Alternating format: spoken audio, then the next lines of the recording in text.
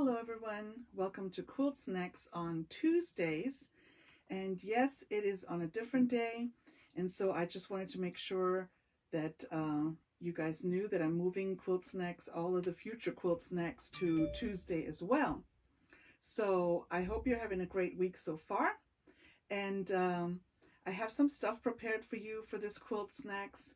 It's kind of a little bit of a mix of things. And one of the things I'm doing is a little bit of binding, and I'm also doing just a little bit of a new scrap challenge that you see some of the pieces behind me, but I'm going to talk about it in just a little while.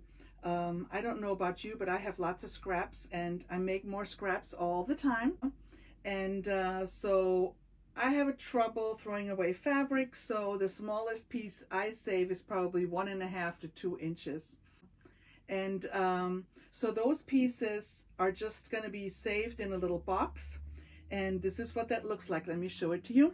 I have little pieces in these little boxes that I have next to my sewing machine. And I'm using these to make little flying geese, little one-seam flying geese. Now, if you know my methods and you've been with me for a while, you probably already know how to do that. But it takes 2 squares and a strip, and the strip is folded. It's sandwiched between those 2 pieces between the right sides, and this is what you get. So I'm going from all these pieces to something like this. Let me open it a little bit. So this is how it starts out, and just with one seam you have this flying geese. So some people they push in extra projects when they're done with something. I have feeders most of the time, but if I'm sewing something that doesn't require a lot of brain power, then I will be making these little flying geese. And when I'm done with them, I kind of stack them in here. And this is what that looks like. So when I have a whole bunch of them done, I'm thinking of things, what can I do with that? So this is your challenge. I'd like to see what you guys will do with these flying geese units. And I've got some samples for you already. And if you haven't guessed it by now, I'm going to make pin cushions for my friends this season. And I think they're going to be really cool because, so for example, this is a little pin cushion. I've pinned it together, and I actually stuffed it with batting because I can't find the fiberfill that I know I have somewhere in this house. So these are little pin cushion pieces, just little pieces put together for a pin cushion. But guess what's really neat about that? Do you guys work with these little pins? These little clips, I should say, not pins.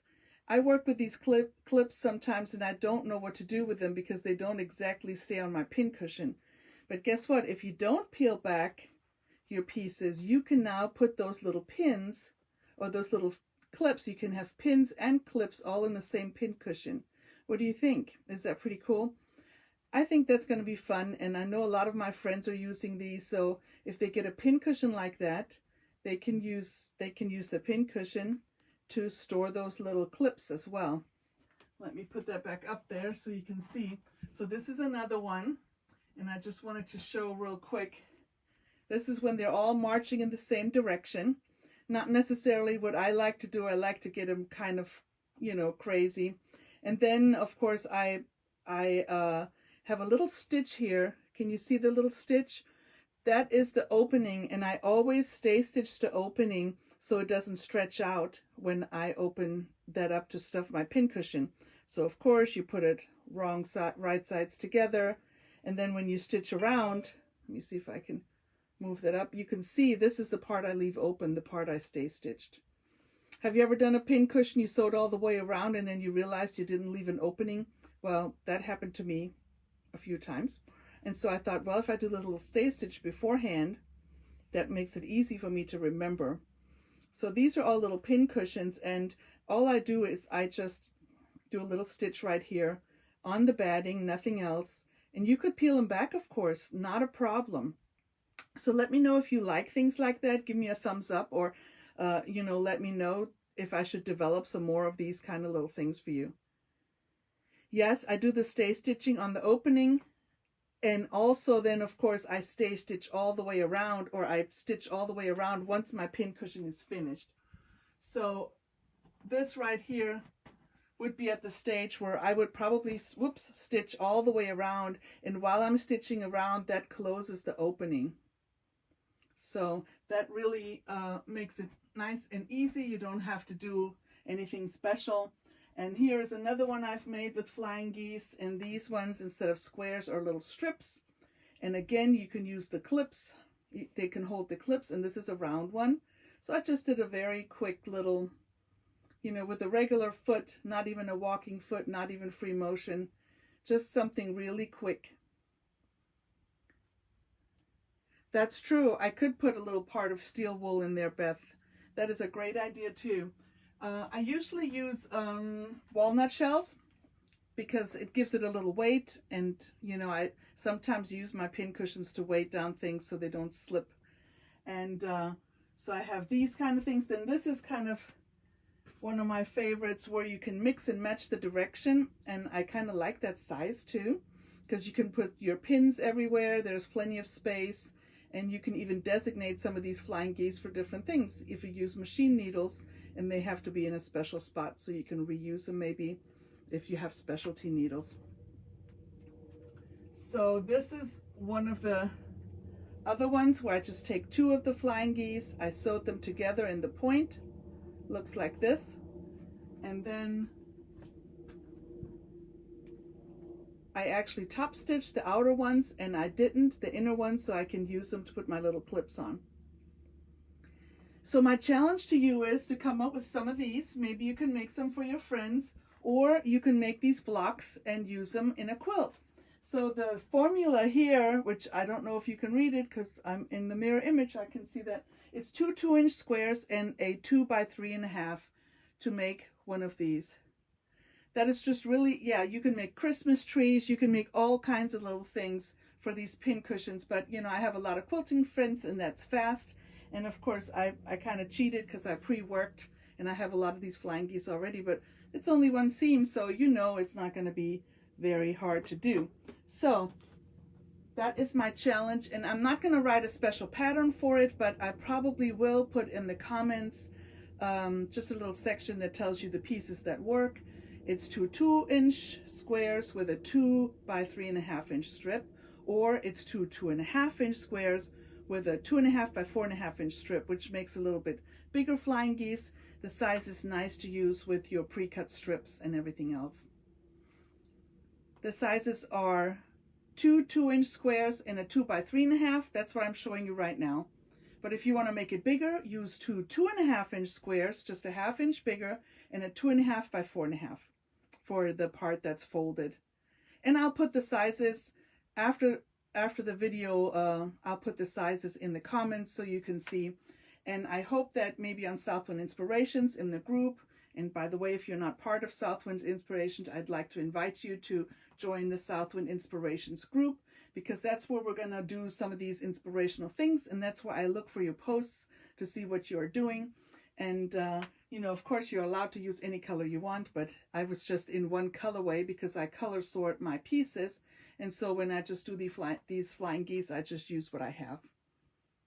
So no problem, and I'll put it in the comments as well. So we were talking a little bit about finishing things today and some more binding stuff, and I've got some stuff prepared to show you. But before I do that, I would like to show you just what happens to my binding. This is one of 4 boxes. Whoops, one is down on the floor now. And do you throw away binding? I don't throw any leftover binding pieces away. So you could also bind things, you know, with these little short strips. Now, the smaller the piece, the harder it is to bind. Somebody posted in the inspiration group, and oh my goodness, kudos, somebody did a 2-inch square. So that is just amazing. And if I go that small, then I actually don't use a double fold binding anymore. I use a single binding piece, you know, unfolded, because it just becomes too bulky. The smaller you go, the more you have to pay attention to your sizes. And even though all my binding is typically 2 inches, cut 2 inches wide, and some people I know like to cut their binding pieces 2 1/4 or 2 1/2. Well, the smaller the piece, the more you have to pay attention to the width of your binding. So let me show you, before I switch this over to my sewing machine. Now what do I do with all these bindings? I don't know. Before I switch it over to my sewing machine, let me show you what I did this weekend. And I'm getting ready to bind all these pieces here. So this is, well, let me see if you can see it. This is another version of the octopus and the dancing octopus. And I just had a lot of fun quilting it. See? All the little pebbly things and the little starfish in the back. So, of course, once you have your quilts done, you've got to still do your binding. And I'm somebody that likes to hand stitch my binding, so it takes a minute longer, but I think it's worth it.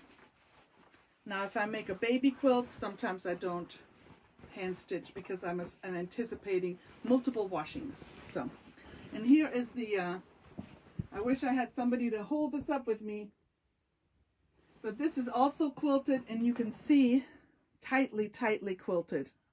All my alligators, and I'll probably post a real picture in the group because for some reason I can't hold it up high enough so you can see really well.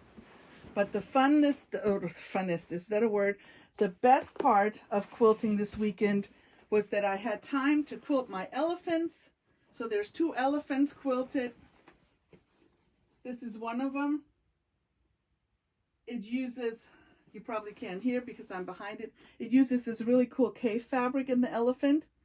And so I did sort of a circular kind of quilting in there in the background to kind of mimic those circles. And that was my weekend. And one, I actually had to hang it up so you guys could see. And let me turn this around. Can you see him? Isn't he fun? And that quilting, I don't know if you can see it. I did little flower pieces in here, and then they were connected with lines. So there's a lot you can do that is not too terribly complicated. Whoa. That is not so complicated, and I'll probably post some pictures of that. So let me turn this over so I can demonstrate some of the binding I do, and just bear with me here. Let me get this down here and turn. And don't look at the other mess. I'm going to zoom in here onto the sewing machine because behind my sewing machine is all kinds of mess. Okay, so let me sit down here and show you. Hopefully it's not going to be too there. I seem to have a hot spot. Do you guys see it okay? What I'm doing? Okay. All right. So the first thing, I was going to show you how to do rounded corners. And I've done 2 corners to prepare. And so one of the things that helps a lot is if you have something round, and I just happen to have this little pin cushion that is actually a magnetic pin cushion. And then I just use a regular pen or a marker or anything that I can see really. And I mark around that pin cushion, yeah, it's actually a pin cushion, that round shape. You can use little plates, you can use anything that's round. Sometimes I even use I even mark around the edge of my masking tape if I can't find anything else. So once I mark that, I'm going to show you how I do my curved corners here. The prerequisite is that you have to have bias binding. And I actually was looking for a video on bias binding that I made before, which I actually have one posted to YouTube. And as soon as I get off the Facebook Live, I'm going to find it and I'm going to link it into the comments of the video so you can go there and see how I make the actual bias binding.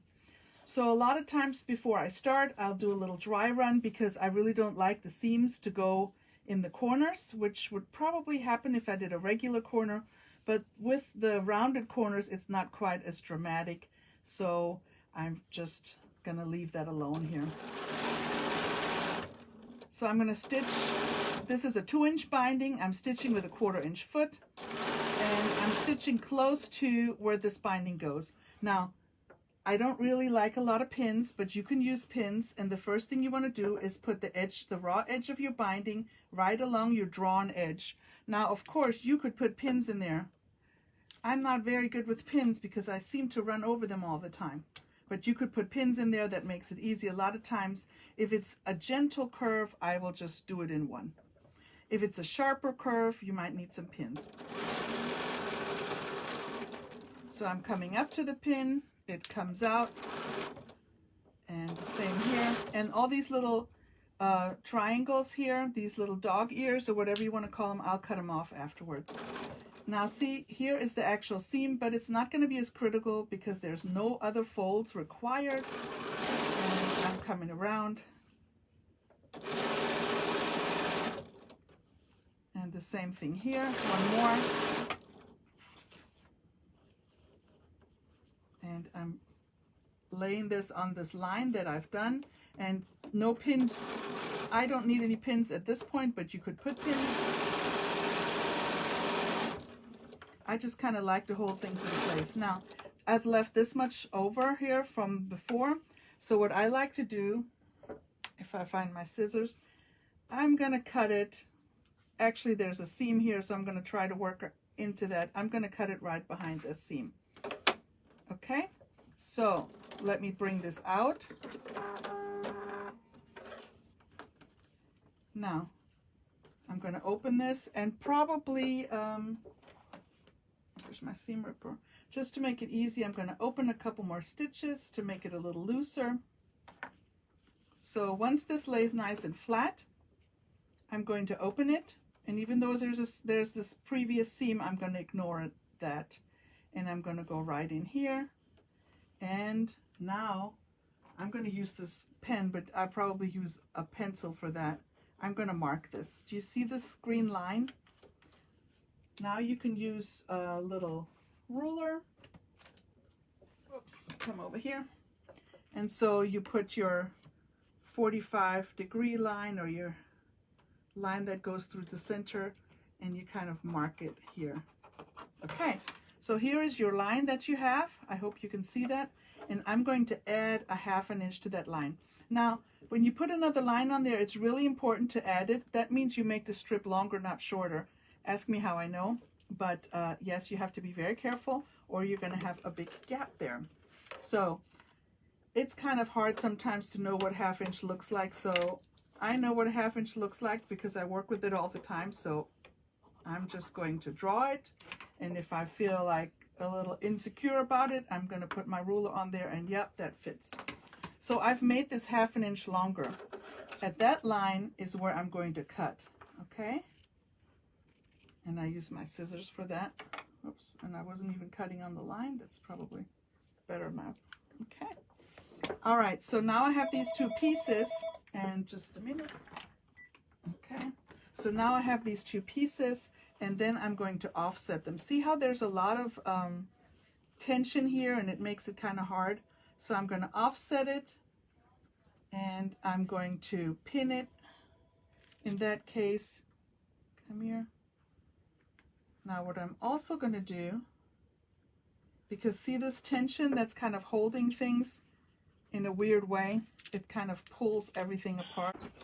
So there's a lot of tension, and so I'm just going to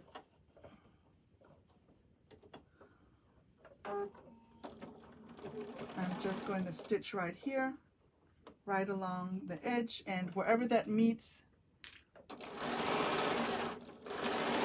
Okay, all right.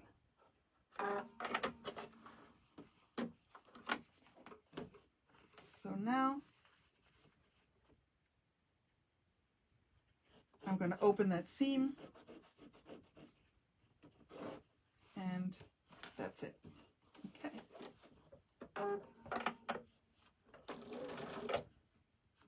And then you just stitch over the top of this, and you are done. Okay. And it fit, and there's no problems, and now you can just trim those corners off like this. Okay, and that's all you need to do to make your rounded seam. You see it? So what do you think? Besides the interruption, let me turn this around, figure this out. Okay. Crazy day already. So do you think you guys can do that, or do you have any questions about it? I'll be glad to explain it again. But sorry about the interruption. I don't really know how to turn my phone off. I turn it down and off, and then it still rings. But anyway, so we have this little challenge for you, and I'm hoping to see some stuff that you're doing. And after the video, I'm going to put the sizes in the description. And then I'm also going to link a YouTube video on how to do binding again, how to actually make the binding. So let me know if you have any questions, and I will see you on the next Quilt Snacks. Bye.